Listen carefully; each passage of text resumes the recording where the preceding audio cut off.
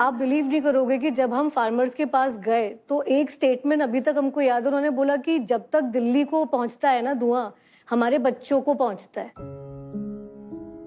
थोड़ा मुझे supply chain भी समझाना, कहाँ से सोर्स करते हो, किधर से आता है, कितना अवेलेबल है ये, मतलब अबंडेंटली है भी या नहीं? हाँ, तो जो हमारा मॉडल है वो डिसेंट्रलाइज फैक्ट्रीज का मॉडल है। हम 20 किलोमीटर की रेडियस से किसानों से मटेरियल सोर्स करते हैं। हमारी जो फैक्ट्री मुरैना में है मध्य प्रदेश में, वहाँ पे लगभग हमारा 150 प्लस फार्मर्स का नेटवर्क ऑलरेडी है जो हमें कंटिन्यूअसली मटेरियल सप्लाई करता है। क्या मटेरियल रहता है? सो मेनली अभी 2 मेन मटेरियल हम बोर्ड बनाने के लिए यूज कर रहे हैं। एक कर रहे हैं मस्टर्ड, क्योंकि मुरैना मस्टर्ड बोल है, और दूसरा राइस। हम काफी सारे और फाइबर्स के साथ भी काम कर सकते हैं। जैसे हमने महाराष्ट्र के किसानों ने हमें कॉटन स्टॉक्स भेजे, बंदीपुर फॉरेस्ट जो बैंगलोर के पास है वहां से हमें लेंटाना मिला। तो भारत के अलग अलग कोने से काफी सारे लोगों ने हमें उनके लोकल रॉ मटेरियल्स भेजे हैं, जिसपे हमने अपनी टेस्टिंग करके ये सारे प्रोडक्ट्स भी वैलिडेट किए हैं। अलग अलग फाइबर्स को भी हमने वैलिडेट किया है। ये जो पराली खरीदते हैं आप, मतलब उतना कंपेटिटिव प्राइस पे खरीदते हैं कि फार्मर आज उसको काटे भेजे आपको वो सब? जब हमने अपना प्रोजेक्ट शुरू किया था तो सबसे बड़ा हमें जो प्रॉब्लम ये पता चला कि फार्मर्स को इंसेंटिव्स नहीं मिल रहे, और वो पीनट्स प्रॉफिट के लिए वो इतना टाइम नहीं लगाना चाहते। अगर वो मशीनरी लेंगे तो उनके लिए एक्सपेंसिव है, अगर वो लेबर यूज करते हैं तो टाइम कंज्यूमिंग है, पर आग लगा देते हैं तो ये तो बहुत सस्ती बात है।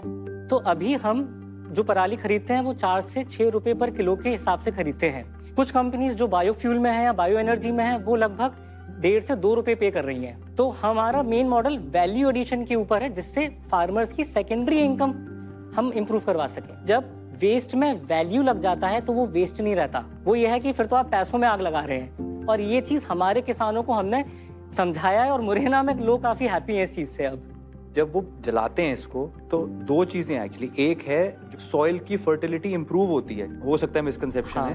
दूसरा ये है कि फार्मर इसको होली मानता है, ये उनको लगता है रिलीजियस प्रोसेस है जो उनको करना चाहिए, और इस वजह से वो नहीं बेचना चाहते इसको। पर ये बहुत बड़ा मिथ है एक्चुअली। जब हम अपनी धरती को जलाते हैं तो उसमें जो भी माइक्रो ऑर्गेनिजम्स और पूरा एक इकोसिस्टम होता है वो भी सारा जल जाता है।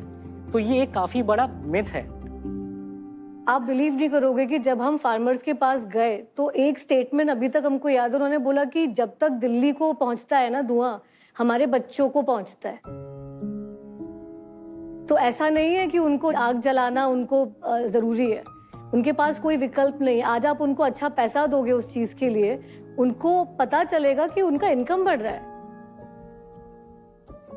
अच्छा ये बताइए, चावल में पैसा ज्यादा है या जो बचा हुआ है उसमें पैसा ज्यादा है? अनाज में मुझे ऐसा लगता है कि ज्यादा पैसा है, क्योंकि उससे हमारा पेट भरता है।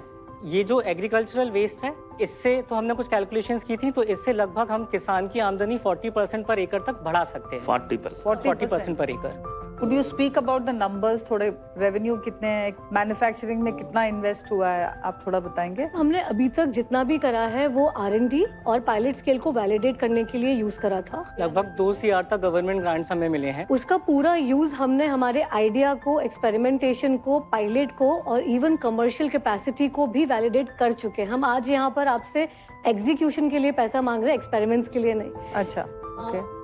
तो पिछले साल हमने हमारा जब लैब 2 पायलट आए थे तो 4x2 का फैक्ट्री लगाया था, एक साइज होता है। हमने 500 से भी ज्यादा सैंपल्स 800 से भी ज्यादा आर्किटेक्ट्स और बिल्डर्स को दिए पिछले साल। उन लोगों ने यूज करा। इनफैक्ट ये एक जो मटेरियल भी बनाया गया है, एक ऐसे ही ट्रस्टेड इंटीरियर डिजाइनर और फर्नीचर मेकर से बनाया गया है।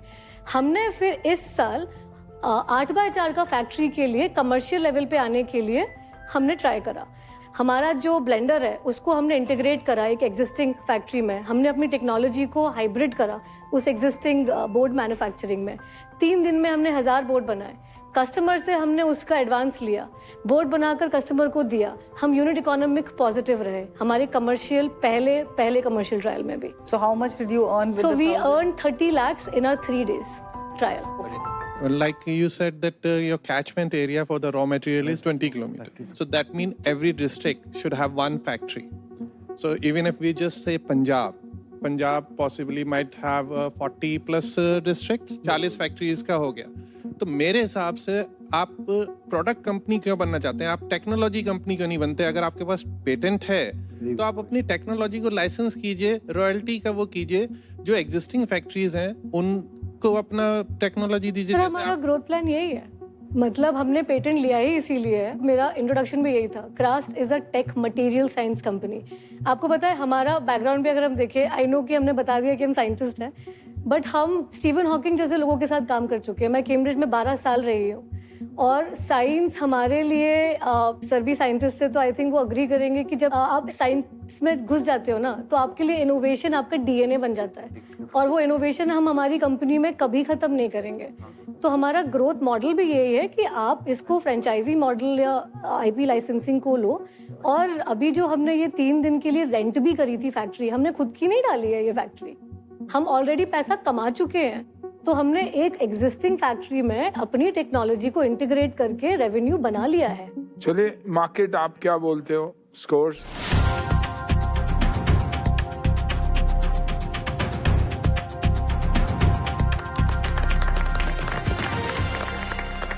बहुत ही बढ़िया स्कोर है। Thank you market. Thank you.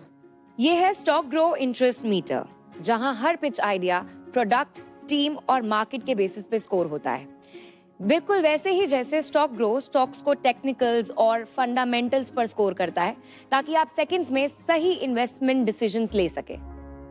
चलिए हम चलते हैं, ऑफर क्या है बोल के टेबल पे लेकर आते हैं। हम तो ये टेबल भी बना लेते हैं। हाँ, हम ये भी बना सकते हैं। हाँ,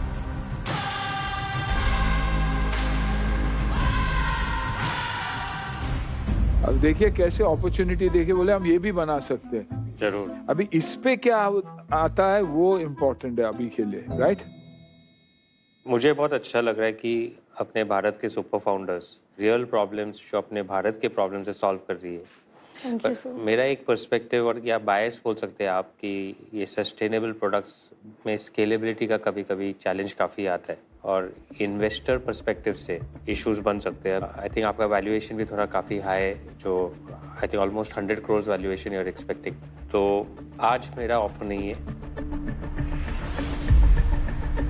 ये सचमुच जो कहते हैं वो हो सकता है ये अंडर वैल्यू कर रहा है सर अगर ये कन्विंस में नहीं हुआ हूँ, इसलिए मुझे लग रहा है कि ओवर वैल्यूड है। ओके। अभी मेरा भी अभी ऑफर नहीं है। एक बात हमें कमर्शियल ट्रैक्शन पे अगर हम कर सकें, आई थिंक वो हम लोग सर हमारे पास ऑलरेडी कंफर्म्ड ऑर्डर्स हैं 20 करोड़ के। ये किससे कंफर्म्ड ऑफर्स है? प्री पीओज है हमारे पास बिल्डर्स और आर्किटेक्ट्स से, और पैकेजिंग एक बहुत बड़ी एमएनसी है, we can discuss that, but उनसे है। उनसे हमारे पास लगभग 50 लाख मोनो कार्टन्स का ऑलरेडी ऑर्डर है, which is itself alone 9 CR। ये 20 करोड़ में क्या मार्जिन, क्या प्रॉफिट बनेगा? 33% ग्रॉस पर अभी हम प्रेजेंटली है, और अगर हम स्केल पर बनाते हैं तो हमारा 40% ग्रॉस हम ऑलरेडी एक्सपेक्ट कर रहे हैं। नहीं, बट शुभम एंड हिमांशु, आप लोग मतलब डेट क्यों नहीं रेस करते? मैम हमको मेंटरशिप भी चाहिए, और हमको इसीलिए इन्वेस्टमेंट आप सिर्फ इसलिए नहीं लेते हो कि आपको सिर्फ एक पैसा चाहिए। हाँ। आप इन्वेस्टमेंट इसलिए भी लेते हो क्योंकि आपको राइट पीपल से कनेक्ट भी होना है, आपको वो मार्केट में पोजीशनिंग भी चाहिए। फिर इतना वैल्यूएशन मत करिए, कम करिए। आज जो आपका बिजनेस है वो मतलब पर्सनली मेरे लिए तो इन्वेस्टेबल नहीं है, बट मेरा सजेशन यही होगा कि अगर आप इन्वेस्टर्स लाना चाह रहे हैं तो आप जो वैल्यूएशन कोट कर रहे हैं आज की तारीख में, उस वैल्यूएशन पे तो इन्वेस्टर आना मुश्किल है।